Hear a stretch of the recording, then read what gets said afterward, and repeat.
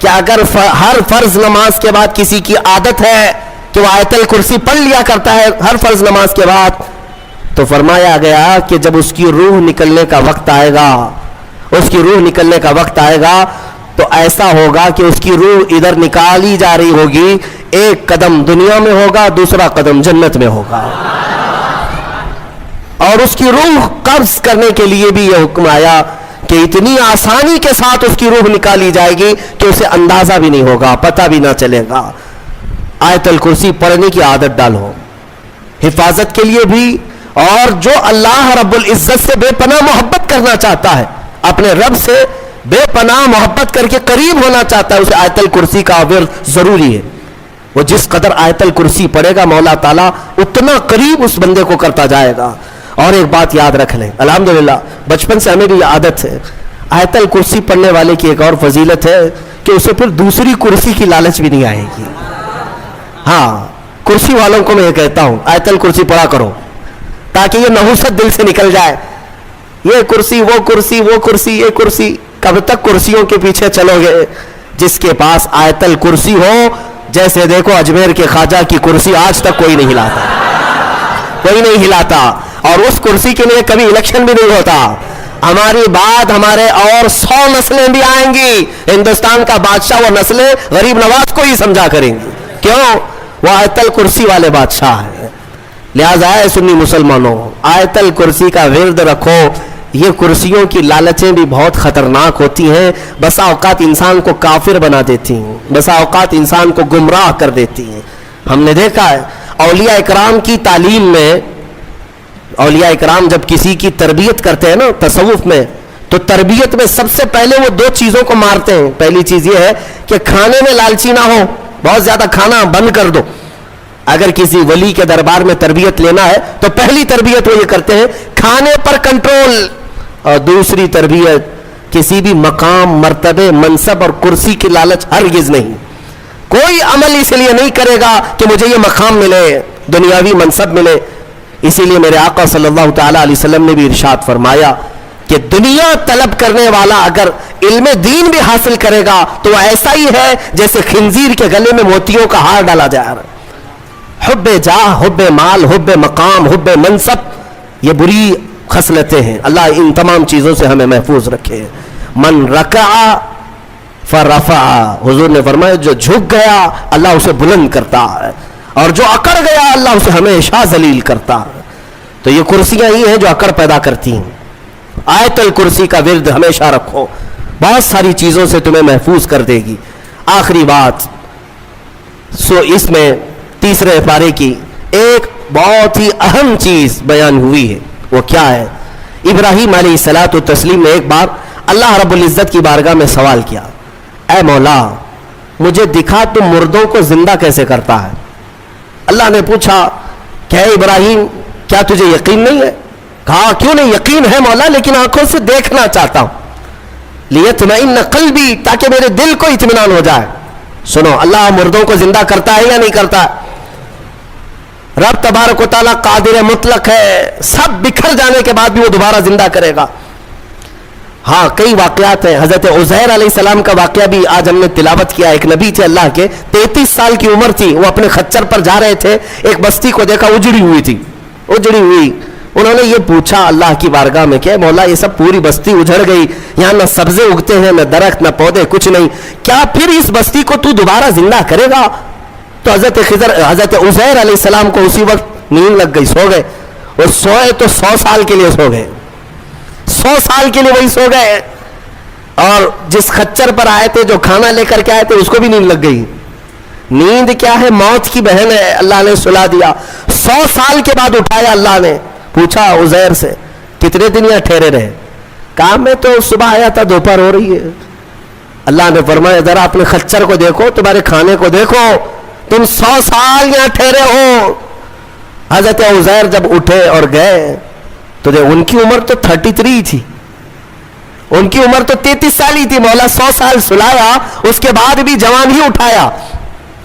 جب اپنی آبادی میں آئے تو ان کے زمانے کے بچے بھی بوڑھے ہو چکے تھے، خود ان کی اولاد جو ان کے بیٹے تھے وہ ان سے بھی بڑے ہو چکے تھے۔ 118 साल, 115 साल, 110 साल के उनकी उम्र है, और हजरत उज़ैर की उम्र तो 33 साल है। हजरत उज़ैर आए और कहा मैं उज़ैर हूं, अल्लाह का नबी। लोगों ने इनकार कर दिया कि वो 100 साल पहले जा चुके, तुम कहां से आए अभी। एक खातून जो उनके घर की कनीज थी, वो बहुत बूढ़ी हो चुकी थी, उसने कहा मैं उज़ैर को 2 अलामतों से पहचानती हूं, अगर वो 2 अलामतें इसके अंदर हैं तो ये उज़ैर है। वो आई, कहा एक तो ये है कि पूरे जमाने में तौरात अगर किसी को लफ्ज ब लफ्ज याद है तो सिर्फ उज़ैर अलैहिस्सलाम को, किसी को नहीं। एक अलामत ये है। दूसरी ये है कि उनकी पीठ पर एक निशान है जो किसी के अंदर नहीं है, वो मैं देख चुकी हूं। हजरत उज़ैर को जब उस बूढ़ी ने ये कहा तो हजरत उज़ैर अलैहिस्सलाम ने लफ्ज ब लफ्ज पूरी सूरह तौरात सुना थी, और उनकी पीठ पर वो निशान भी बाकी था। तो उस खातून ने पुकार कर कहा, ऐ लोगों, ये अल्लाह की कुदरत है, यही उज़ैर है जो 100 साल पहले हमसे बिछड़ा था, आज मौला ने 100 साल बाद दोबारा उसे हमारे यहाँ उठाकर लाया है। ये वाकया क्यों पेश आया, ये उन मुनकिरीन को बताने के लिए जो ये समझते हैं कि मौत के बाद फिर अल्लाह किसी को नहीं उठा सकता, इसीलिए कुछ लोग जला कर राख करते हैं, कुछ लोग चील कौवों को खिला देते हैं कि मरने के बाद फिर पकड़ नहीं होनी चाहिए। ये शराब क्यों पीता था, चोरी क्यों करता था, कोई डंडे मारने वाला ना हो, हम तो इसको जला के राख कर चुके। मौला कुरान में बयान फरमाता है, जो रब एक पानी के कतरे से तुम्हें इंसान बना सकता है, तुम्हारी राख को जमा करके दोबारा तुम्हें जिंदा क्यों नहीं कर सकता। वो कादिर मुतलक है, दोबारा उठाएगा। हमारा अकीदा क्या है, मौत के बाद हम दोबारा होंगे कि नहीं होंगे, लेकिन इस दुनिया में नहीं, पुण्य जन्म नहीं। हाँ, ये पुण्य जन्म वाला नहीं है। हमारा जो अकीदा है वो ये है कि मरेंगे यहां, उठेंगे कयामत के दिन। कयामत से पहले फिर किसी की आत्मा नहीं उठने वाली है, जिसकी उठती है वो बेवकूफ है। हाँ, वो जो मशहूर करते हैं कि इसकी आत्मा आई, उसकी आत्मा आई, किसी की आत्मा नहीं आती। हाँ, ये बात याद रखें, शैतान खेलता है, रूहें जा चुकी, एक बार निकल गई तो अब कयामत के दिन दोबारा जिंदा होंगे। अल्हम्दुलिल्लाह हमारा अकीदा यही है, इस्लाम का अकीदा ये, हम मरने के बाद आलम बरज़ख में जाते हैं और फिर मौला कयामत के दिन उठाता है। उससे पहले हमारा अकीदा ये नहीं कि हम मरने के बाद फिर कभी चूहा बन के उठेंगे, बिल्ली बन के उठेंगे, कुत्ता बन के उठेंगे। हाँ, अच्छे काम किया था तो अच्छा बन के दूसरे जन्म में पैदा होगा, बुरा काम किया था तो कुत्ता बन के जन्म लेगा, ये नहीं है। अल्हम्दुलिल्लाह हमें अल्लाह ने इंसान बनाया था, इंसान ही उठेंगे। हाँ, कुत्तों वाला अकीदा मत रखो, चूहों वाला और बिल्लियों वाला अकीदा मत रखो, हमारा यह अकीदा नहीं। जो बात मैं अर्ज कर रहा था वो इब्राहिम अलैहिस्सलाम की। इब्राहिम अलैहिस्सलाम ने पूछा रब से, तू कैसे जिंदा करता है मरने के बाद। तो रब ने फरमाया, क्या तुझे यकीन नहीं। कहा यकीन है, मैं आंखों से देखना चाहता हूं। कहा ठीक है, 4 परिंदे ले लो और उनको ज़बह करो और फिर उनको कीमा बना दो, चारों का गोश्त मिक्स करो और सब मिला करके 4 हिस्से करो, एक हिस्सा इस पहाड़ पर, दूसरा उस पहाड़ पर, तीसरा उस पहाड़ पर, चौथा उस पहाड़ पर, 4 पहाड़ों पर गोश्त रख करके आओ ये मिक्स कीमे का, और फिर अपनी जगह पर खड़े हो जाओ, उन परिंदों के नाम लेकर के बुलाओ। इब्राहिम अलैहिस्सलाम को ये प्रोसेस कराया गया। इब्राहिम अलैहिस्सलाम ने क्या क्या लिए, एक कौवा लिया, तवज्जो चाहता हूं, क्या लिया, कौवा लिया, दूसरा मुर्गा लिया, तीसरा कबूतर, चौथा मोर, 4 परिंदे लिए, कौवा, मुर्गा, कबूतर, मोर, 4 परिंदे लिए और चारों को ज़बह किया, फिर उनका कीमा बनाया, गोश्त सब कीमा बनाकर मिक्स किया और 4 हिस्सों में 4 पहाड़ों पर रखकर आए, फिर अपनी जगह पर आकर के उन्हें पुकारा। अल्लाह के हुक्म से मुर्गा भी आए, कौवा भी आए, कबूतर भी आए और मोर भी आए। खुदा की कुदरत देखिए, वो कीमा हवा में उड़ने लगा और जिस जिस परिंदे का जो गोश्त था वो अपने अपने जिस्म में मिलने लगा, और फिर उनकी जो मुंडियां थी, मुंह, वो इब्राहिम अलैहिस्सलाम के पास थी। धड़ सिर्फ तनहा उड़ता हुआ आया, अपने अपने मुंह से जुड़ गया और उड़कर चले गए। अल्लाह ने अपनी कुदरत का मुशाहिदा अपने नबी को करवाया। इब्राहिम अलैहिस्सलाम, मुर्दों को मौला कैसे जिंदा करता है ये नबी को सामने करके दिखाया गया। लेकिन सूफिया इकराम की भी एक तालीम होती है। मीर अब्दुल वाहिद बिलग्रामी रज़ी अल्लाहु अन्हु सबअ सनाबिल शरीफ के मुसन्निफ फरमाते हैं, इब्राहिम अलैहिस्सलाम को ये प्रोसेस क्यों कराएगा, ये 4 परिंदे आपने क्यों लिए। सूफिया के जो नुक्ते होते हैं बड़े अहम होते हैं। मैंने 4 परिंदे कहा, याद है ना 4 परिंदे, ہاں وہ ایسی ہی نہیں ہے کہ فارمیلٹی کے لیے میں نے آپ کے سامنے گنا دیے. توجہ, کوا, مرغا, کبوتر, مور, یہی 4 پرندے کیوں؟ ابراہیم علیہ السلام نے جو لیے. اولیاء کرام کی ایک جماعت کا کہنا یہ ہے کہ اصل میں ان پرندوں کی ایک خصوصیت ہے, ایک خصوصیت ہے. کوے کی خصوصیت ہے لالچ بہت ہوتی ہے اس کے اندر, لالچی بہت ہے, اس کا پیٹ کبھی نہیں بھرتا. ارے پورے مردے بھینسوں پر بیٹھتا ہے, اس کو ایسا لگتا ہے کہ پورا کھا جاؤں گا, لیکن ہوتا اتنا پیٹ ہے. لالچ ہے, بہت زیادہ لالچ. دوسرا پرندہ ہے مرغا. مرغے کے اندر شہوت بہت زیادہ ہے, شہوت, عورتوں کی خواہش. مرغا بہت زیادہ شہوتی ہوتا ہے, ہمیشہ مرغیوں کو دوڑاتا رہے. یہ 4 چیزیں توبہ کے لیے بیان کی گئی ہیں یہاں پہ, سمجھ کر کے چلیں آپ. جب کوئی آدمی کسی کفر سے توبہ کرے, نفاق سے توبہ کرے, بڑے گناہ سے توبہ کرے, اس کی 4 منزلیں ہیں. سب سے پہلی چیز, اللہ فرماتا کیا یہ چاہتے ہو کہ اپنے اوپر اللہ کے لیے سری محبت کر لو, سری حجت کر لو؟ یعنی اگر تم یہ چاہتے ہو کہ اللہ کی تمہارے اوپر پکڑ آ جائے تو پھر یہ کام کرتے رہو, اللہ کی پکڑ آ جائے گی. آگے رب تعالیٰ فرماتا منافقین جو ہے یہی کام کرتے تھے. ان کے پاس جا کر بیٹھتے تھے, ڈسکس کرتے رہتے تھے, دین کے معاملات کو لے کر کے مذاق کرتے رہتے تھے. حضور صلی اللہ تعالیٰ علیہ وسلم کے معاملات کو لے کر کے آپس میں ڈسکس کرتے رہتے تھے. قرآن کی آیتیں اتر گئی ہیں. اللہ نے فرمایا منافقین جہنم کے سب سے نیچے طبقے میں ہیں. وَلَن تَجِدَ لَهُمْ نَصِيرًا, اور پھر تم دیکھو گے ان کا کوئی مددگار نہیں ہوگا. ہاں إِلَّا الَّذِينَ تَابُوا, اب یہاں توبہ کی اہمیت بیان کی جائے. مگر وہ لوگ جنہوں نے توبہ کر لیا, وَأَصْلَحُوا, اور اپنے آپ کو سنوار لیا, وَاعْتَصَمُوا بِاللَّهِ, اور اللہ کی رسی کو مضبوطی سے پکڑ لیا, وَأَخْلَصُوا دِينَهُمْ لِلَّهِ, اور اپنے دین کو اللہ کے لیے خالص کر لیا, فَأُولَئِكَ مَعَ الْمُؤْمِنِينَ, تو پھر وہ مومنین کے ساتھ ہوں. 4 چیزیں توبہ کے لیے بیان کی گئی ہیں یہاں پہ, سمجھ کر کے چلیں آپ. جب کوئی آدمی کسی کفر سے توبہ کرے, نفاق سے توبہ کرے, بڑے گناہ سے توبہ کرے, اس کی 4 منزلیں ہیں. سب سے پہلی چیز تابو, توبہ کرے. توبہ گال پہ تھپڑ مارنے کا نام نہیں ہے. توبہ لفظ ہے رجوع کرنے کا. رجوع کا مطلب ہے جس کام کو کیا تھا اس سے اپنے آپ کو شرمندگی محسوس کرے کہ میں نے غلط کیا تھا اور چھوڑنے کا پکا ارادہ کر لیا, یہ توبہ ہے. کان پکڑنا, گلے گال کو تھپڑ مارنا یہ کوئی ضروری نہیں.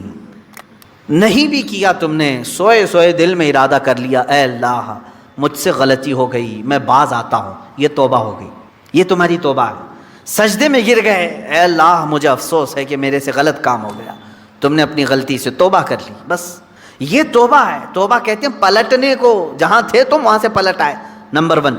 توبہ کے بعد کیا کیا کرنا ہے؟ وہ اصلحو کا مطلب ہوتا ہے اپنے آپ کو پھر سنوارنا ہوگا. تمہیں مومنین کے ساتھ اگر بیٹھنا ہے تو سنوارنا ہوگا. اسی لیے اس آیت کے ذریعے سے مفسرین فرماتے ہیں کوئی اگر توبہ کرتا ہے کسی چیز سے, فوراً اس پر اعتبار مت کرو, 6 مہینے انتظار کر کے دیکھو کہ سنورا کہ نہیں سنورا, اپنے آپ کی اصلاح کیا کہ نہیں. میاں آج چھوٹی چیز تھپڑ مار لیا, توبہ توبہ توبہ توبہ, اور اس کے بعد پھر کل دیکھا تو پھر وہی ہے. کبھی کبھار جو سچی توبہ نہیں کرتا ہے وہ آدمی چند دنوں کے بعد پھر واپس اسی گناہ میں چلا جاتا ہے. شریعت نے کہا ہے کہ 6 مہینے اس کا انتظار کریں, 6 مہینے اس کا انتظار کریں, دیکھیں کہ اس نے اپنے آپ کی اصلاح کر لی یا نہیں. کچھ لوگ صرف شادی کے لیے توبہ کر لیتے ہیں, صرف شادی کے لیے ایمان لے آ رہے ہیں, یہ بھی معاملات ہے. تو یہاں پر بھی حکم ہے, ٹھیک ہے ایمان لائے, میں اس کا انکاری نہیں ہوں. کوئی لڑکی ایمان لے آئی, کوئی لڑکا ایمان لے آیا, اسلام میں داخل ہوئے ہیں, تو حکم تو یہ ہے کہ 6 ماہ اس کا انتظار کرو, دیکھو کہ حقیقت میں اس نے اپنے آپ کو سنوار لیا کہ نہیں. ارے ادھر صبح توبہ کیا, دوپہر میں نکاح کی محفل بیٹھ گئی, پھر شام میں پتہ چلا کہ ہو گیا, اب واپس چلو اپنے دھرم میں, یہ تو دھوکہ دینا ہوا. تو اصلاح کرنا اپنے آپ کی, یہ توبہ کی دوسری منزل ہے. تم ایمان والوں میں کب شامل کیے جاؤ گے؟ پہلے نمبر پر توبہ, دوسرے نمبر پر اپنی اصلاح.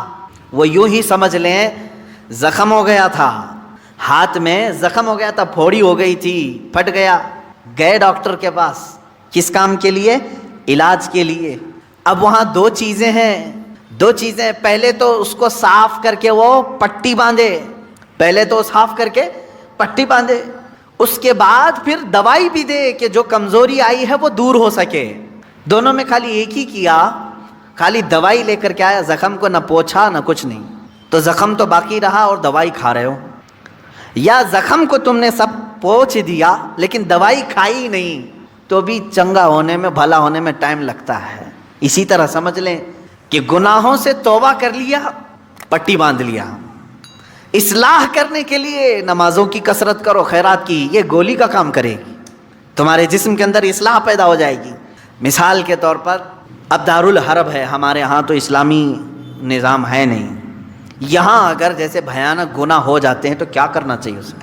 जैसे जिना हो गया किसी से, इस्लामी रियासत होती तो उसे तो संसार करने का हुक्म है ना। गैर शादीशुदा हो तो 100 कोड़े मारे जाएंगे, शादीशुदा हो तो संसार किया जाएगा, ये इस्लामी सज़ा है। या चोरी किया है तो हाथ काटा जाएगा, ये मामलात हैं। लेकिन आप दारुल हरब में हैं, यानी यहाँ इस्लामी निज़ाम नहीं, आपसे ऐसा गुनाह सरजद हुआ तो अब क्या है? इसके लिए इस्लाम ने ये निज़ाम रखा है कि तुम सबसे पहली चीज़ तौबा करो, तौबा करो, उस भयानक गुनाह से तौबा करो। दूसरे नंबर पर अल्लाह ने फरमाया व अस्लहू, और अपनी इस्लाह करो।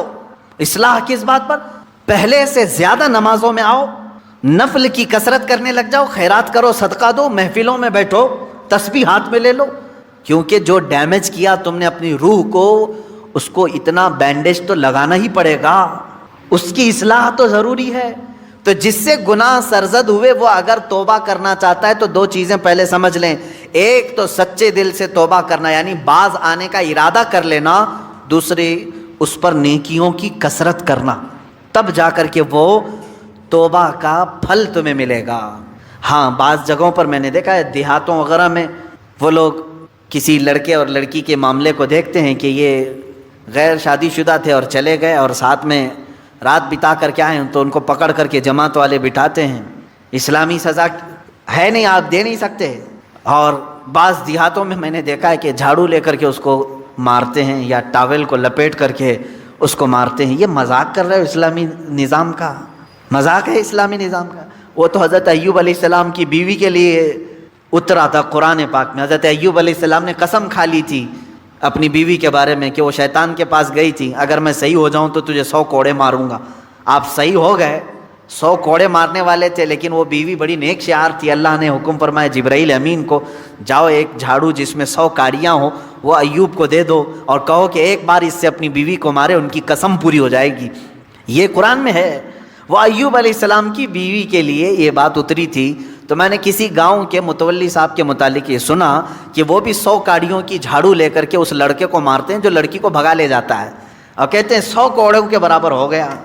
और अगर 100 कोड़े मारोगे तो फिर अगला दिन आपके कोड़े पड़ने का आ जाएगा। यहाँ नहीं मार सकते। यहाँ सिर्फ ये है कि सच्ची तौबा की उसे तलकीन की जाए, रो रो करके तू तौबा करे, उसके बाद अपनी इस्लाह करे।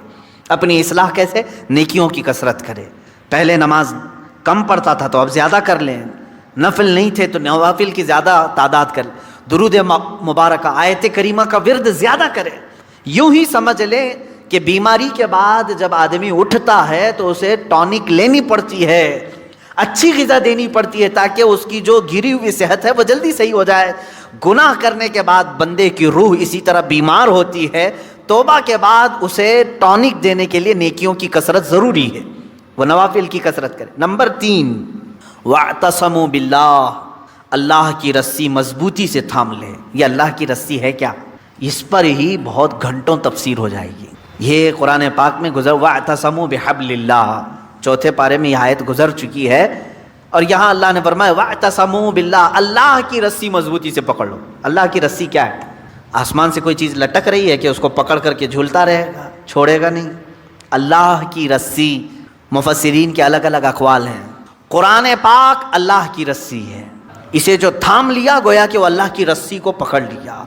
रसूल पाक सल्लल्लाहु तआला अलैहि वसल्लम की ज़ात अल्लाह की रस्सी है,